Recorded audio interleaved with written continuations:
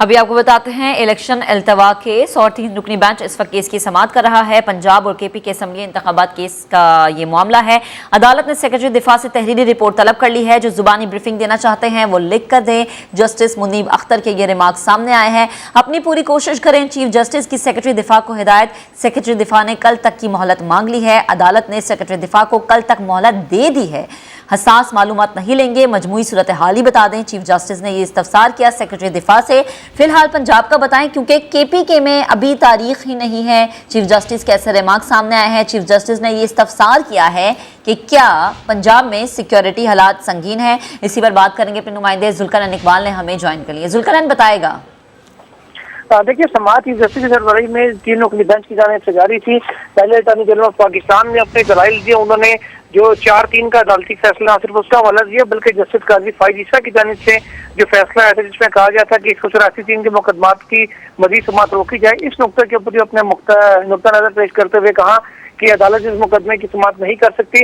मुनासिब होगा कि एक 6 रुकनी बेंच तश्कील दिया जाए जिसमें पहले 9 रुकनी बेंच के जो मेंबर थे वो ना हो, वो इस चीज को तय कर ले कि ये 4-3 का फैसला या 3-2 का फैसला है, उसके बाद ही मामले को आगे बढ़ाया जाए।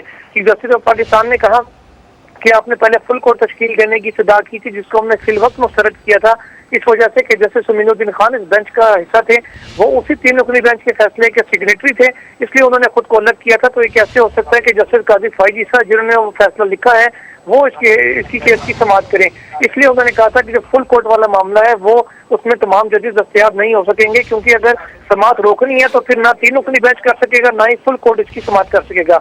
इसके बाद चीफ जस्टिस ने कहा कि हमने सेक्रेटरी खजाना और सेक्रेटरी दिफा को तलब किया था, वो कहाँ पर है।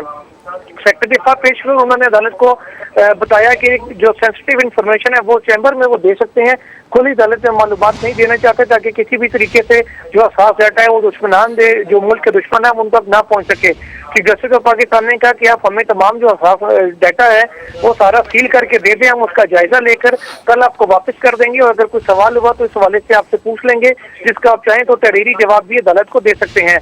चीफ जस्टिस ऑफ पाकिस्तान ने उनसे पूछा कि पंजाब में सूरत हाल कैसी है सिक्योरिटी की। इस पर उनकी जानिब से बताया गया पंजाब में सिक्योरिटी हालात संगीन है, इतना स्विफ्ट नहीं होगा इंतखाबात कराना। चीफ जस्टिस ऑफ पाकिस्तान ने उनसे पूछा कि क्या रिजर्व फोर्स भी मौजूद होती है, क्योंकि आर्मी में सिर्फ और सिर्फ बड़ी फौज नहीं है, एयर फोर्स और नेवी भी है, उनकी खिदमत भी हासिल की जा सकती हैं। इस हवाले से भी अदालत को आगाह करें।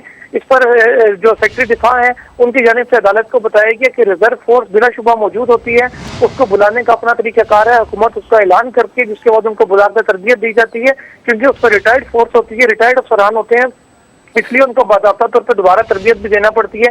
चीफ जस्टिस ने कहा कि आप इस नुक्ते के ऊपर भी और जो दीगर अफवाज हैं नेवी और फिजाइया उनसे भी रब्ता करके अदालत को इस हवाले से भी आगाह करें ताकि अदालत किसी नतीजे पर पहुंच सके। उन्होंने कहा कि सिक्योरिटी हालात तो बहुत अरसे से पाकिस्तान के खराब है। पहले जंग एक हसास तरीन इलाका होता था, जनूबी पंजाब के कुछ इलाके हसास होता था, लेकिन अब मामला उस तरह के नहीं है। कच्चे का इलाका चीफ जस्टिस ने कहा भी हसास तस्वुर किया जाता है। अब अदालत ने 2:30 बजे तक वक्फा किया है। अटॉर्नी जनरल अपने दलाइल तकरीबन मुकम्मल कर चुके हैं। अब वक्फे के बाद अदालत इरफान कादिर जो इलेक्शन कमीशन ऑफ पाकिस्तान के वकील हैं उनका नुक्ता नजर सुनेगी। जी ठीक है, बेहद शुक्रिया जुल्करनैन, आप हमें अपडेट कर रहे थे। इरफान कादिर का जो नुक्ता है ज़रा वो भी अपने नाज़रीन को बताएं कि अगर अदालत जहन बना चुकी है तो हमें बता दें, हमारा मौक़िफ़ सुन लें, फिर सेक्रेटरी से बात कर लें। आपको किसने कहा कि हमने तय कर लिया? चीफ जस्टिस ने आगे से इस्तफसार किया। अदालत सोशल मीडिया पर चलने वाली बातों का भी नोटिस ले। इरफान कादिर ने ये आगे से जवाब दिया, सो मोटो नहीं लेंगे, आप दरख्वास्त दें। चीफ जस्टिस और इरफान कादिर के दरमियान जो मुकालमा इंतहाई अहम। इरफान कादिर हैं वकील इलेक्शन कमीशन के, इनकी जानिब से कहा गया कि अगर अदालत जहन बना चुकी है तो हमें बता दें, हमारा मौक़िफ़ सुन ले, फिर सेक्रेटरी से बात करें। चीफ जस्टिस ने यह कहा कि आपको किसने कहा है कि हमने तय कर लिया है।